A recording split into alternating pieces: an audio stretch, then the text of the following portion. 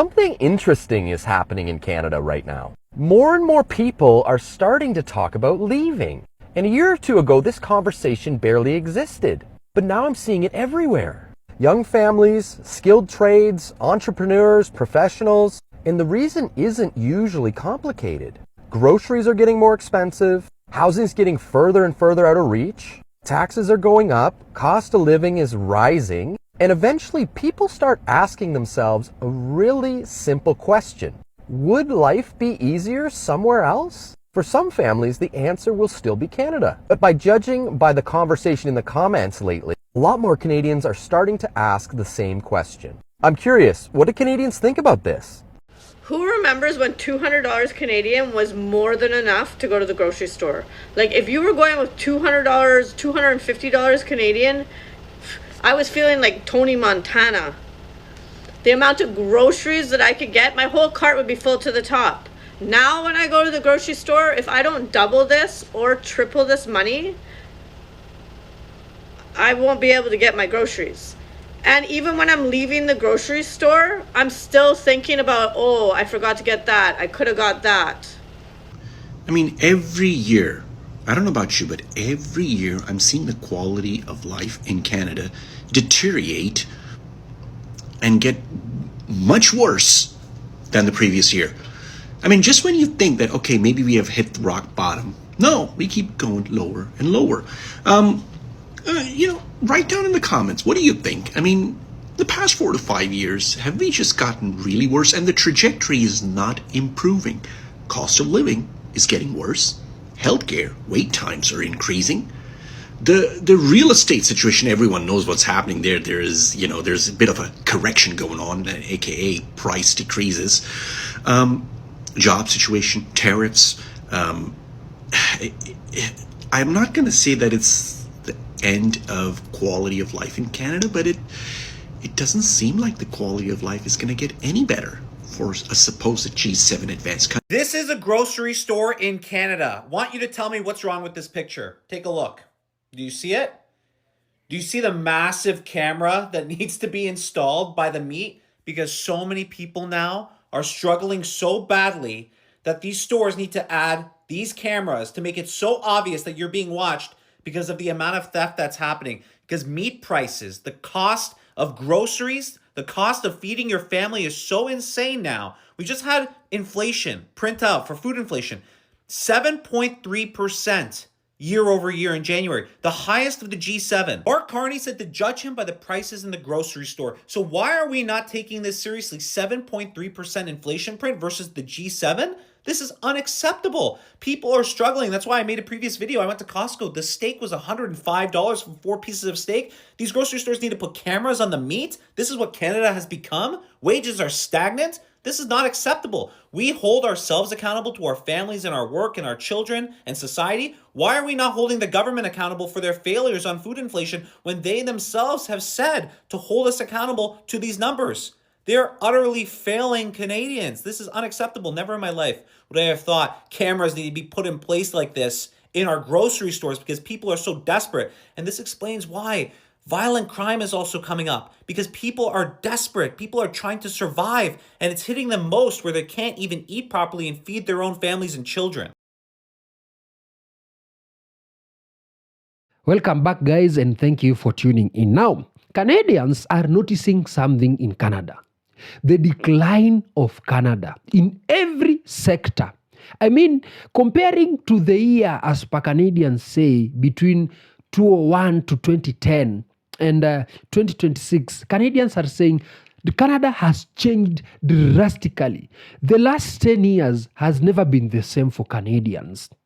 Life in Canada is becoming so unbearable. People are skipping meals. They don't recognize Canada anymore. Too many immigrants, unemployment, jobless, homeless crisis, housing crisis, health sector not working for very many Canadians, failed liberal policies. I mean, people are going hungry, high cost of gas, and affordable groceries. They are like luxury in Canada. And every sector in Canada seems like it's not working in favor of a normal Canadians. Canadians are confessing in this video that life in Canada has now started to become like survival for the fittest. And who are the fittest? Not the normal Canadians, but politicians and those who are in the billionaires club and the rich. But for a normal working Canadian, life is becoming so unbearable for these people. In this video, let's see what Canadians are saying has changed, and then we shall be talking about it. I just have to say, as a Canadian, I live in Manitoba, Canada. As a Canadian, it is getting so ridiculously expensive to live out here. And I'm not somewhere that's incredibly busy. I'm not somewhere that's full of people. Like, the population where I live is 10,000. Like, you know, I'm not somewhere in Toronto. I'm not in Edmonton. I'm not in Ontario, you know. That's where you'd think the prices would be skyrocketing, and I'm sure they are. But looking at Manitoba's economy right now, not trying to sound like a smart person, we are struggling. And I don't know how our generation and the younger generation is going to survive here. That's my 2 cents. I don't know. Like, the cost of gas went from, what was it, 125 to 155 overnight. I can't afford my rent, barely. I make enough. Don't get me wrong. I make enough. Barely. With the amount I make hourly, you would think I'd have money left over, but I don't. I don't have money left over after I pay my rent, my hydro, all my bills, plus groceries. There's no money left at the end of the month. I am struggling to make ends meet over here, and I can barely fill my gas tank. And it's the fact that I'm not even in really a bad financial spot. I'm really not. I mean, you know, I have my debts like any other person, but I shouldn't be so deep in the hole. Every month it's like I'm drowning, you know? There is never enough to feel like I'm ahead because the prices out here are so crazy. You have to sometimes pick, do I want gas or do I want food? You know, I'm just lucky that I live near family so I can go see them and eat there and I don't have to spend all my money on groceries. But there are weeks where you're just like, would I rather be able to get to work or do I want to eat? Obviously it's always getting to work because you need money. It's a vicious cycle. Living in Canada has become increasingly more expensive. The cost of living these days is actually just astronomical. It's insane. I don't know what can be done about it, but I think every Canadian is feeling the same struggle that I am, especially with the gas prices rising so recently. Canada is just not all rainbows and sunshine like you'd think. It's really actually very expensive to survive here. And I'm not over here, like I'm making more than minimum wage, well over, you know, and I'm still struggling. Lots of Canadians are struggling. Like, you get to a point out here where it's like, wow, I just need to get married because I need a double income. Literally, I need a double income to survive. Yeah, you cannot be a single adult living alone out here. You can't. It's so hard. I mean, unless you're making the most well-paying job in the world, but that's just not the reality for a lot of people. So Canada is in a crisis. It's becoming really, really difficult for young Canadians to get their first job in Canada. So there's lots of reports coming out, lots of economic data that shows that young Canadians are having a really, really tough time finding their first job. And I'm talking about teens, I'm talking about early 20s, kids in their early 20s, teenagers, even mid-20s. It's, you know, it's not just for the adults that are looking for jobs that are having their challenges. It's also the youngsters, you know, it's all the young people. They're also having lots of challenges finding their first job. And if they can't find their first job, what hope does anybody else have? You know, I keep saying on this channel, I'm worried about Canada's future. And I know I'm getting a lot of comments from people that are saying that I'm a conservative person, or I'm Trump speak, whatever that means. Just because I'm saying things about young Canadians and their future, what the hell does that have to do with anything?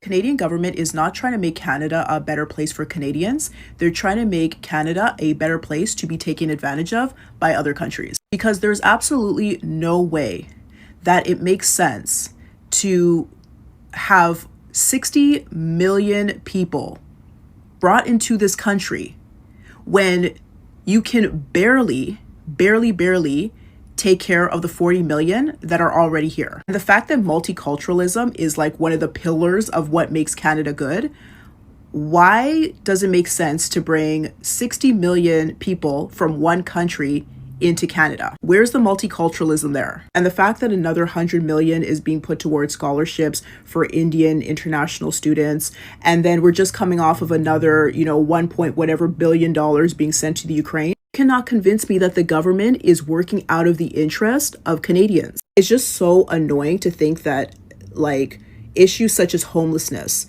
issues such as like retirement. There was a news story that people feel on average they have to save $1.7 million to retire. Like that should be at the forefront of what the government is concerned about. And the thing about it is that the people that are making these decisions with our tax dollars, they have nothing to lose. Like once they're out of office, they're going to be set. They can, move to whatever country. They're going to be okay financially. Their kids are going to be okay. They have nothing to worry about. Like a prime example is Justin Trudeau. He was the prime minister. He literally destroyed Canada.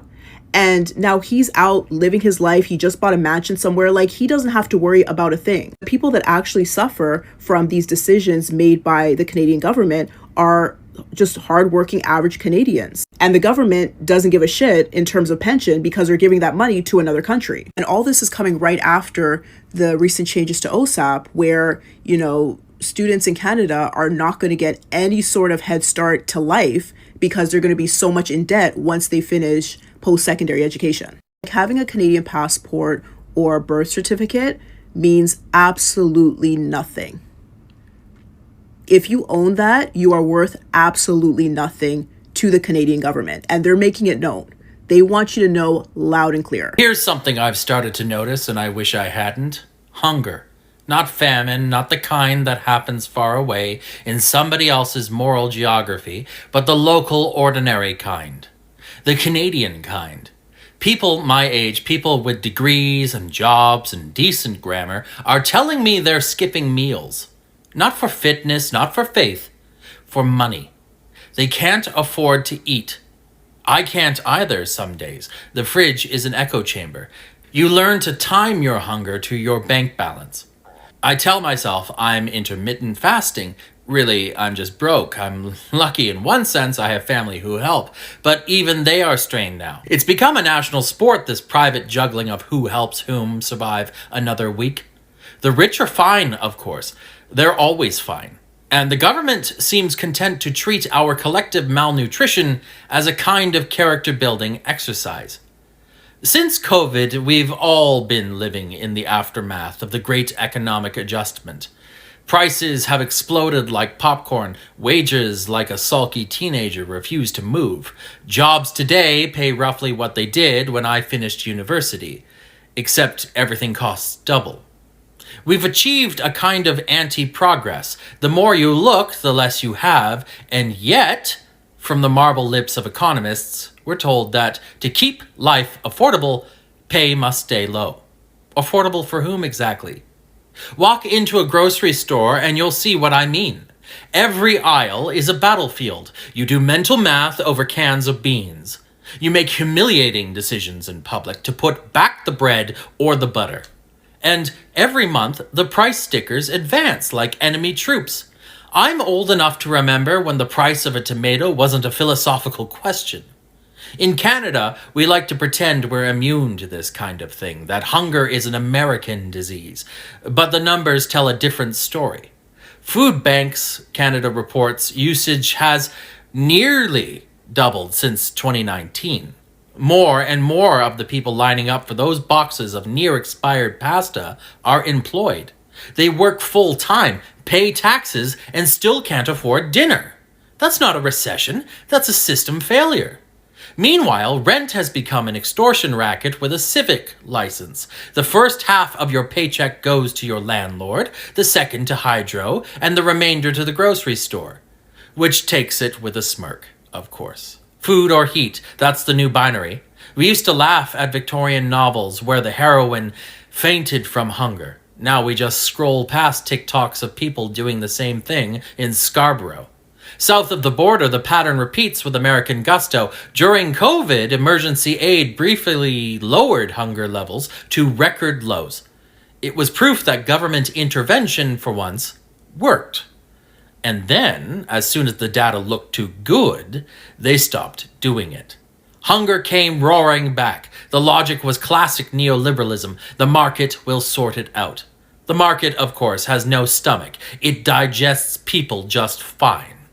The orthodoxy of the last 40 years, deregulate, privatize, pray, has turned hunger into a management problem. Food is treated like a consumer good, wages like a suggestion, and poverty like a personal failure. Charity picks up the scraps.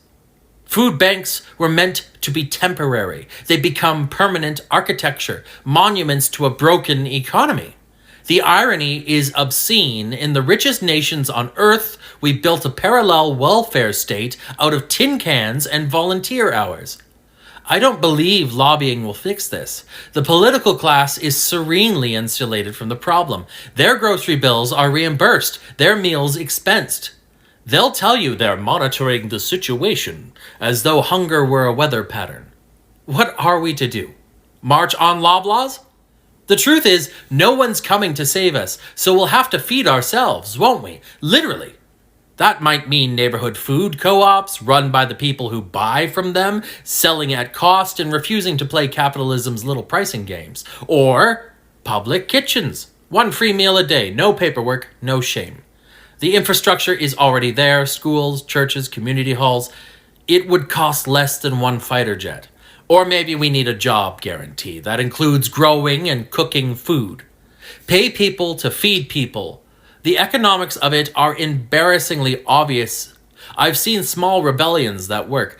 In one apartment block I know, 10 tenants pool their grocery money and buy staples in bulk. Rice, beans, lentils. Socialism in a tote bag. It's not glamorous, but it's proof that cooperation still exists beneath the capitalist frost. These acts won't topple the system, but they puncture it, letting a little air back into the room. The phrase food insecurity is bureaucratic cowardice. It means hunger, and hunger is degrading. It turns you into a creature of calculation, timing your next meal like a junkie waiting for a fix. It makes you stupid, fogged, ashamed.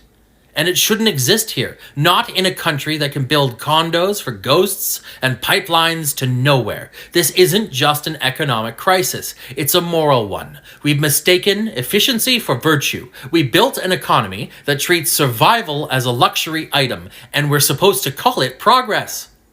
But a society that can't feed its workers isn't rich. It's decadent. I don't want a handout.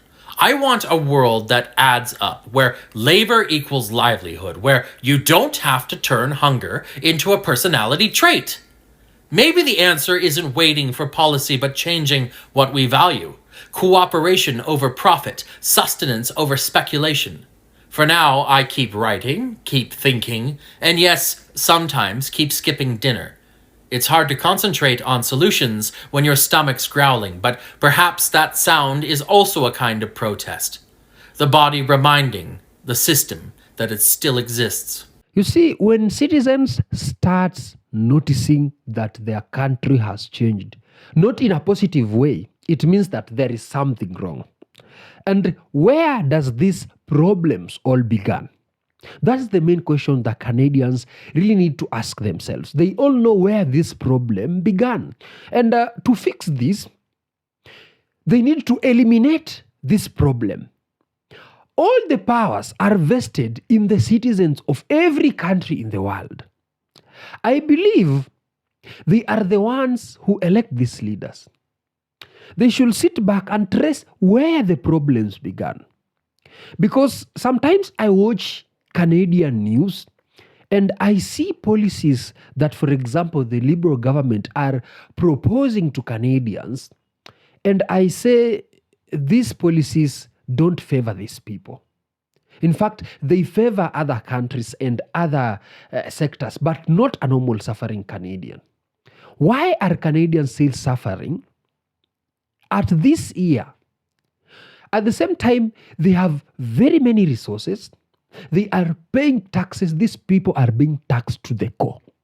They are overpaying taxes, in fact.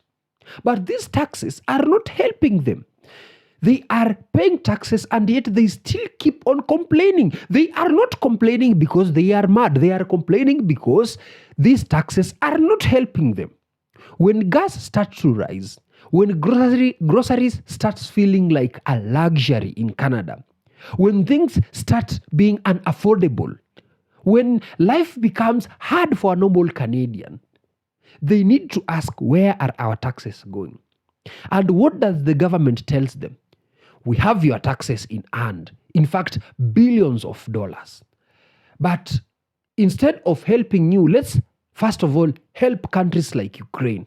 Let's give 100 million to Indian students. Let's give billions of billions overseas. What does a normal Canadian benefit? Nothing. Well, the government tells them these are sacrifices that we are willing to make. Canadians need to sacrifice. So when these people start feeling pressed this way, they'll rant about it. They will complain about it. So it is upon the Liberal government to sit down and realize that citizens are noticing that their policies are not working. Without even sugarcoating anything, they should just sit down and notice that Canadians have started to notice that their policies are not working and they need to fix something somewhere in favor of Canadians, because these people are the ones who are paying taxes. These people are the ones that are funding all these government moves, all these government agendas. These people are the ones who are funding. And they are funding that because they think that the government will one day rescue them. Canada have the capability to rescue its people. But that will only happen if they consider putting policies that I always prefer to call policies that will put Canadians first. It's just simple. Putting Canadians first is all the Liberal governments need to do at this point, because these people are not mad. They are noticing. And if they keep on noticing, well, it will hit them home and it will hit hard. These people are noticing, and what they are noticing needs to be fixed, and it will only be done if there is will to change, because even the law of will says unless there is will to change Canada, there will be no change in Canada. Canadians will still complain, and the Liberal government will still keep on making them suffer and suffer and suffer. So it's upon the Liberal government to have the will to change. If they have the will to change, then change will start coming into Canada, and then Canada will apparently be one of the most greatest first world countries in the world, I mean. But if they don't, well, this will be the case scenario everywhere in Canada. Tell me what you think in the comment section. See you in the next